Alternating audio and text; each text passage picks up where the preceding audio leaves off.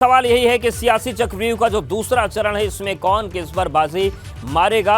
साक्षी जी आपके पास आ रहे हैं, जो बात होती है बुनियादी मुद्दों की, आपको क्या लगता है जो 7 निगम बच रहे हैं इसमें कौन कौन से मुद्दे चलेंगे? देखिए, मुद्दे हर जगह एक ही चलेंगे, विकास के मुद्दे चलेंगे। जो लोगों की जो हर समस्या, देखिए आम आदमी ये नहीं है कि इस चुनाव में सिर्फ यही देखेगा कि नाली साफ हुई है नहीं हुई है, कूड़ा इकट्ठा किया गया है नहीं किया गया है, सड़कें बनी है नहीं बनी है। हर छोटी से छोटी जो समस्या है, जनता उस सबको देखते हुए वोट करती है। जनता भली भांति जानती है कि जो केंद्र की सरकार है या राज्य की सरकार है, अगर वो उसे मजबूती मिलेगी, वही सरकारें हैं जो ये काम करवाएंगी। तो उसको मजबूत करने के लिए इस चुनाव में भी भारतीय जनता पार्टी को ही वो वोट देंगी। रही बात जब हम बात करते हैं उत्तर प्रदेश की, तो ये बात किसी से छुपी नहीं है कि जो परिवर्तन आया है 2017 के बाद से, उससे कोई नहीं मना कर सकता। उससे पहले यही उत्तर प्रदेश था जहाँ दंगों का प्रदेश माना जाता था। यहाँ पे आए दिन कर्फ्यू लगते थे।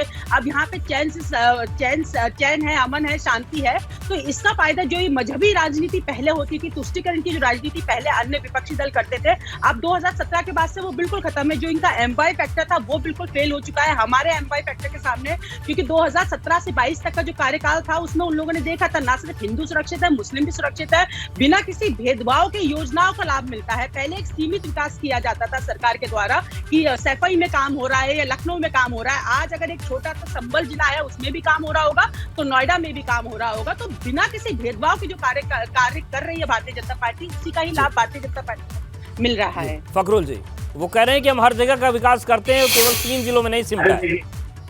देखिए, ये भेदभाव की बात कर रही हैं। हम लखनऊ से सांसद हैं, आदरणीय राजनाथ जी देश के रक्षा मंत्री हैं, वो इस प्रचार में नहीं आए। और लखनऊ में जब वो मुख्यमंत्री जी के साथ कई बार उन्होंने मंच शेयर किया, तो उनका दर्द पता है क्या था? उनका दर्द था कि आउटर रिंग रोड जो कई सालों से बनने को पड़ी हुई है, उन्होंने मंच से कई बार कहा कि आदरणीय मुख्यमंत्री जी चाहेंगे तो ये रिंग रोड बन जाएगी। तो भेदभाव की जहां तक बात है, तो भारतीय जनता पार्टी तो अपने नेताओं के साथ भेदभाव कर रही है। जनता के साथ जो भेदभाव है वो तो छोड़ दिए। साक्षी जी ने अभी भी जो नगर निगम के मुद्दे हैं, मोहल्लों के मुद्दे हैं, गली और सड़क के मुद्दे हैं, उन पे अभी भी बात नहीं की। तो मैंने कहा चलिए इनके नेताजी की बात कर लेते।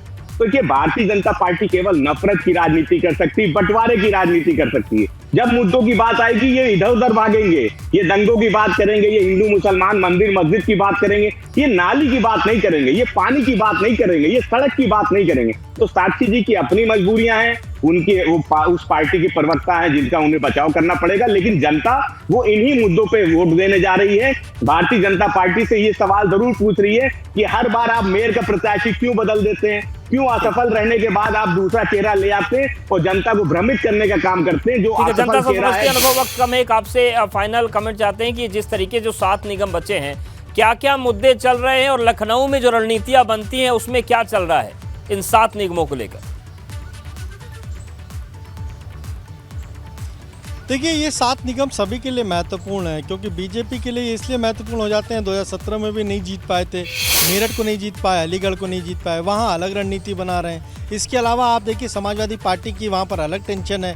मेरठ में अतुल प्रधान विधायक की पत्नी को समाजवादी पार्टी ने कैंडिडेट बनाया, आरएलडी वहाँ विरोध कर रही है। विरोध के स्वरूप वहाँ आरएलडी के नेता बीजेपी ज्वाइन कर रहे हैं। इसकी तरह आप देखिए कि किस तरीके से बहुजन समाज पार्टी ने मुस्लिम जो उम्मीदवार हैं उनको ज़्यादा उतारा है। तो हर एक पार्टी ने अपनी रणनीति बनाई है, लेकिन कहीं ना कहीं वो रणनीति उसके लिए दुश्वारियाँ भी खड़ी कर रही है। अब सबसे ज़्यादा मुस्लिम उम्मीदवार बीजेपी ने इस बार उतारे तो पश्चिम क्षेत्र में उतार दिए।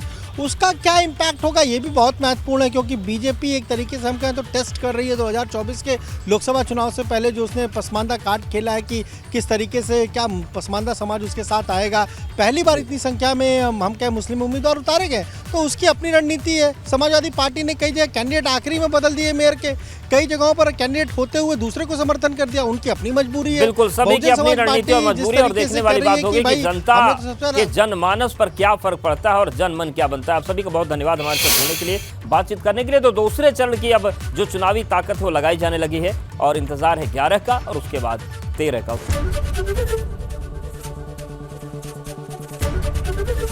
एबीपी गंगा, खबर आपकी, जुबान आपकी।